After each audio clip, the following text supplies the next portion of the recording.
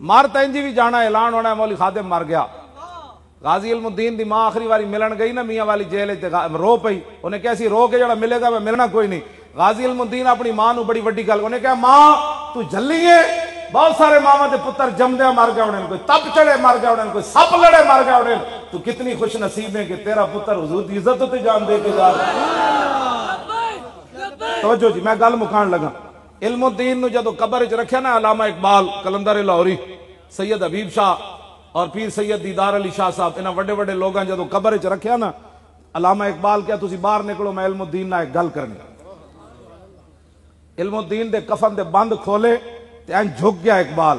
انہیں کہا علم الدین اور میں تیری وصیت پوری کیتی انگریزاں تینوں لاوارساں دے قبرستان دفن کیتا میاں والی تے میں شخصی ضمانت انگریز گورنر لاہور نو دتی کہ لاہور وچ ہندو مسلم فساد ہویا تو تسی مینوں او دے بدلے مار دینا, لیکن عاشق رسول دی وصیت ہے او دا جنازہ لاہور آن دے. کہنے لگا میں تیری وصیت پوری کیتی, میں تیرا جنازہ لاہور لے آیا تے ہن میری بھی ایک وصیت ہے جدوں حضور تشریف لے آن تے میرا سلام ضرور دے. بس اتنی بات ہے. پھر پتہ ہے نا چھاڑ مار کے اقبال باہر نکلیا. اقبال وہ راز دسیا نہیں سی. اصل ہویا کہ اقبال نے علم الدین نے اقبال نو کیا نکل تے صحیح نہ حضور آن بھی تے صحیح نہ تو کی کرنا.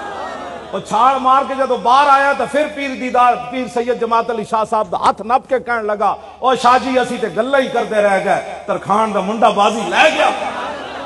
یہی بازی سی کی محمد سے بس حضور دا دین لے